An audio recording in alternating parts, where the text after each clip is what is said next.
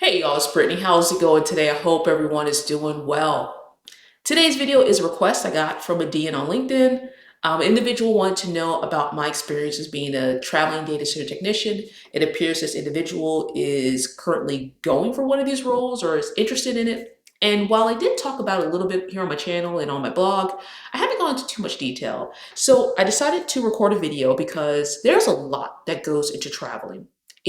Some people from the outside think it's cool, it's fun, it's hip. You're seeing all the cool sites. You're not paying for anything. The company's paying for it. Yeah, that's cool. But there's some downsides, and I want to talk about that.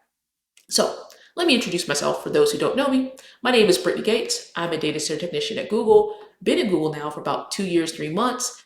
In the first 14, 15 months of my career at Google, I traveled extensively on the East Coast of America. Well, I actually went to a lot of places in America, not just the East Coast, but primarily my route was the East Coast. And I even went overseas to Belgium to help out data center technicians at various Google data centers deploy the AI hardware you see here on the screen in various videos, troubleshoot it, and repair it when it broke. I also helped deploy this hardware too. And the reason I had this role, the reason Google created it and still has it now, is because data center technicians, they go through a lot of training, they read a lot of documentation, but many people learn well and they learn better with hands-on training. They learn better when there's a person that can say, yeah, that's normal, don't worry about that. I'm like, nope, that's a problem, we need to fix it.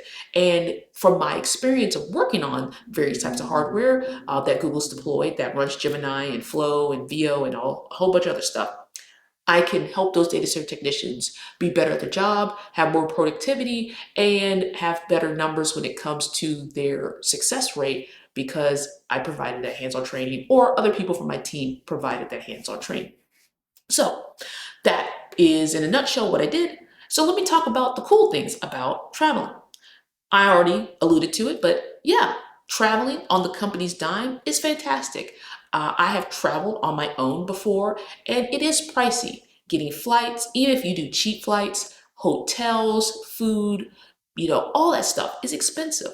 But when you're traveling for work, well, Google, I had a corporate card, so Google paid for my flights. I mean, I had to book them myself. Google paid for my hotel, which I also booked, and Google paid for my rental car, finally, which I also booked, and Google paid for my food. Now, granted, Google provides free breakfast and free lunch, and some sites have a free dinner, but most of the sites I went to did not. So dinner was my own doing, and I had a daily budget for that. So it's cool. You get to fly around, you get to see the new sites, you get to stay in hotels, and you get to drive around in a car that you're not paying for, and it is a great way to travel and you don't have to spend much money. The only money I spent was me doing some tourist stuff, me buying some merchandise, and buying some trinkets from some places I went to, but I didn't spend that much. And these are trips that cost hotels, car, flight, thousands of dollars because I traveled for domestically at least 3 weeks at a time. Let's talk about the bad part. You're gone for a long time from your home. Like I said, I was gone for at least 3 weeks at a time, sometimes 4 weeks domestically. International, it was a minimum of 6 weeks because international travel is so expensive. We can't have you going back and forth, back and forth. So being away from being away from home that long, it does take a toll on people. I saw people on my team who were really missing their spouses, their kids, their dogs, their cats, their pets, just even their home. And it wasn't that hard on me because I'm single as a Pringle. I don't have any children. I'm not dating anybody. I don't have any pets. I'm just, as a woman told me, Brittany, you're free. Yeah, I'm free. There was really no one depending on me. My mom called me whenever, and my brother called. Like we would talk. But yeah, so there was really no one that I'm in a rush to go because I just had an empty apartment. And yeah, my stuff was there, and I miss my computer, but I had a laptop that I would bring with me. But I, miss my computer, I miss my bed, miss my routine, and and that's another downside, especially if you're like, hey, Brittany, I can handle all that, but I really need to have a routine. when you're traveling, that routine kind of goes out the door because your routine is, okay, go to work, get the job done, and then, okay, after work, some days I would just go to a hotel, especially if I had a really hard day or it was a really hectic day. I just want to sit in the hotel and just watch YouTube. That's how I decompress. I was like, I've already done my exercise for the day. I've already been walking up and down these aisles. I've been lifting these machines. I just want to sit down here on the couch and just watch YouTube, eat my Chipotle, or eat the meal I got from Whole Foods. And we're going to talk about food in a second because when you're traveling, you need to eat well. But yeah, that's the hard part is getting into this new routine that is very different because hotels, even the same chain, can be different in certain states and or throughout America. I would stay in a lot of Hilton brand hotels, but they would be different. Like the ones in Ohio were different than the ones in Georgia, that were different than the ones in California, that were different than ones, so you get the drift. And so you're trying to make this new routine in a bed that's not yours, with pillows that may not be that comfortable, with people in the hotel who are there on vacation probably, who are being loud, and you're trying to go to sleep because you got to go to work in the morning. And so that's another downside of traveling. So if you have family at home, or if you like a routine and you like to keep your routine, maybe traveling is not for you. And let's talk about food, because food on the road can be great if you know how to do it properly, but can be really bad if you don't take the time. Because I saw teammates who got into a bad habit of eating too much bad fast food. I'm talking about a lot of fried food. I'm not talking about any particular restaurant, because if you think about it, a lot of fast food is just not good for you anyway. But they would fall into the habits of, yeah, I'm gonna just go and have, hamburgers or fries, or I'm gonna go get heck, some of them will go to restaurants and get, like, the three-course meal with the steak and the side and appetizer. Because again, we had a budget for dinner, and that budget was pretty large, and you could eat a lot of food and you could eat a lot of bad food. And when you are not eating well, your body doesn't heal well, you're not going to sleep well, and you can get sick more often. So for me, I decided to keep eating healthy because I had lost a lot of weight and I wanted to keep that weight off. And I knew if I didn't eat properly, I could put that weight back on very quickly. Um, so for me, I did a lot of Whole Foods because Whole Foods has a really great cold bar, like salads and other stuff like that, and they have a really great hot bar with good calorie sensitive or low calorie options, like smart choices. So yeah, they had like the fried fish, and they had like the chicken wings, but they would also have, like, baked fish. And they would have like baked chicken and things like that, and a whole bunch of cool veggies, hot veggies. So sometimes, depending on how I feel, I would go get like a slice of pizza from them and a salad, like a big salad. I would go and get something from the hot bar. I would get sometimes a whole rotisserie chicken and part it out because my hotel had a refrigerator. So I would just have a rotisserie chicken and salad for the week, things like that. And that really helped keep my diet on track, and I wasn't eating improperly. I wasn't eating too much fast, fried foods and too much heavy caloric foods that were going to put the weight back on. And that really helped out. So if you are like me and you had an issue with your weight before, and you know that with traveling you may have a problem, you have to look out for that, and you really have to be cognizant of what you're eating and make really good food choices. Because especially if you're in the airport, some airports have some really good choices and sometimes they don't. And sometimes people just go and they just grab some really quick options that are not going to make them feel well and are too just calorically dense.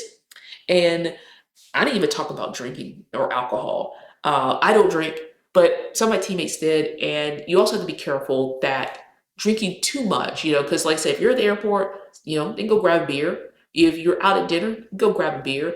And those can put on the pounds too. And they can disrupt your sleeping habits and things like that. So you have to take care of yourself when you're on the road.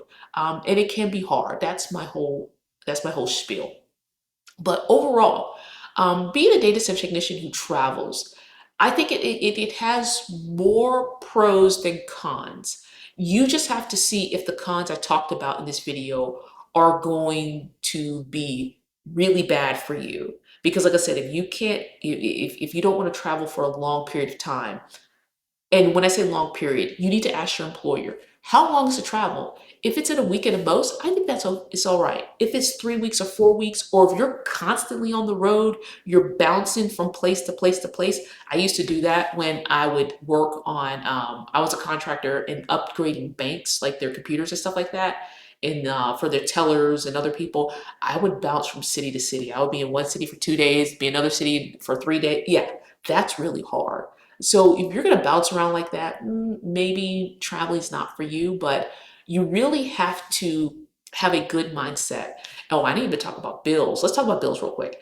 If you are away from home, you may want to put your bills on auto pay because some people would forget and not pay their rent, not pay their electricity bill, not pay their cell phone bill. So if you're one of those people who do not have stuff on auto pay and you're going to take a traveling job and you're going to be away for weeks at a time, yeah, you may want to turn those on. You may want to turn on auto pay, or put some notifications on your calendar. Say, hey, this is due, so you know how to pay it. That's due, so you know how to pay it. But overall, I had a great time traveling.